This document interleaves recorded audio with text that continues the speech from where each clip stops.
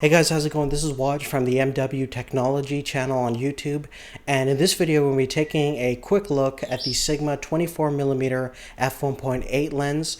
This lens comes in a whole bunch of varieties. We're going to be looking at the Canon version, but you can get it on the Nikon cameras, on the Micro Four Thirds cameras, as well as some other ones. Let's go ahead and take a quick look at this lens, see what the unique features are, and see if this product is right for you. Okay, so the Sigma 24mm f1.8 EX DC lens is a fairly interesting piece of camera equipment.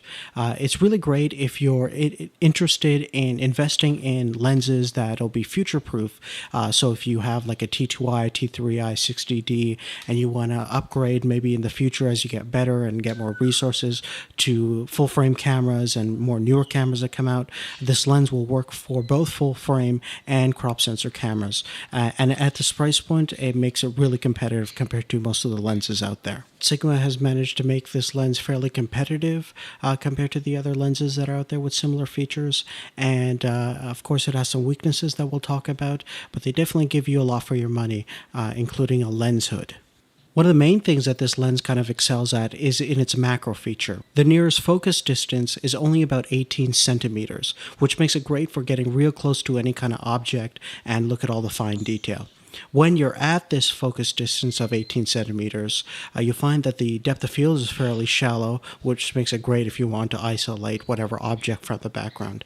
And as you move further away from the subject, your depth of field and your separation from the background becomes more in focus, even at f1.8.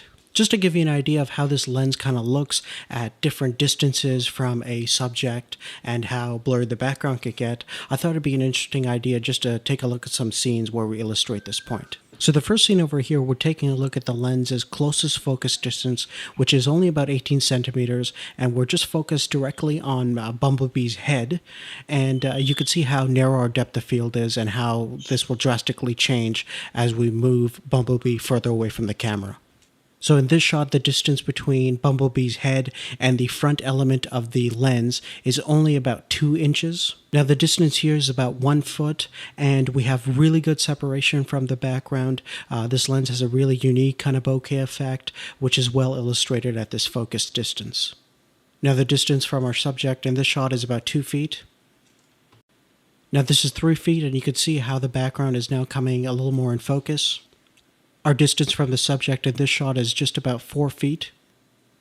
We're just about 5 feet away from the subject now, and this is probably the maximum distance that you want to be away from your subject if you still want some separation from the background. Now we're just going to jump ahead to about 8 feet, and this is really where you start losing a lot of that separation from the background to the foreground.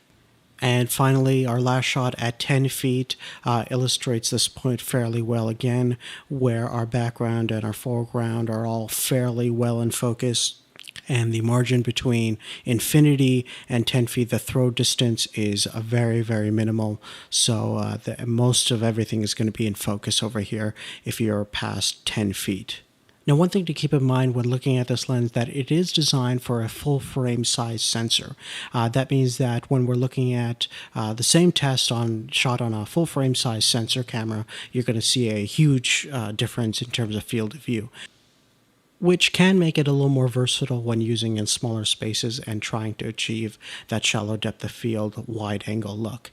But the thing is, even on a crop sensor camera, it's still fairly hard to achieve this kind of look at this price point. Some of the trade-offs that everyone should know about when looking into this lens is that it is not as sharp as some of the other lenses that are out there.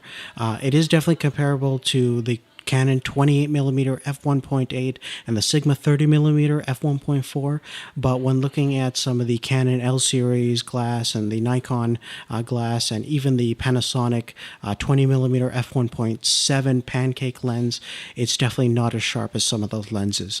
But it's not a huge difference for video. You could add a little tiny bit of sharpness and gain that, but optically it's definitely not as sharp as some of the other lenses out there. There is a little tiny bit of vignetting that occurs. It's not as much as on a full frame camera, but the vignetting is not that bad overall. There is a tiny bit of barrel distortion, but again, not very noticeable. And in terms of chromatic aberration, it is fairly noticeable when wide open, but once you stop down to f2 to f2.8, you're really hitting the sweet spot of this lens, and everything is very nice and very crisp, and many of the defects that we listed become minimal. Now, in terms of build quality, this lens is fairly solid. It feels really well made when you're holding it. The focus ring is nice and smooth as well.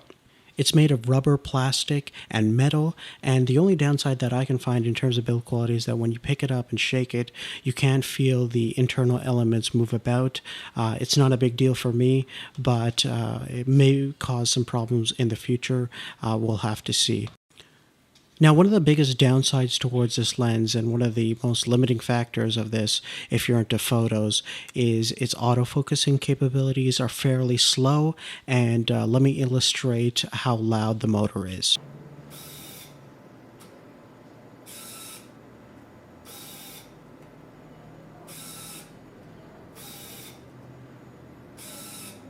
And as you heard right there, the motor is really, really loud, and from its nearest focus distance to infinity, it takes quite a long time. So if you're using this for any kind of photography application, especially if you're a commercial photographer and you need fast, quick autofocus, it's really not great for that. But if you're into video, the manual focus works really well.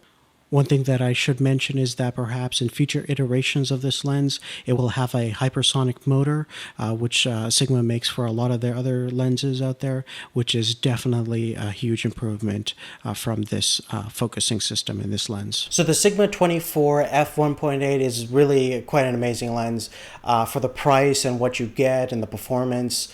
All the sharpness and the wide angle factor, and still having the shallow depth of field.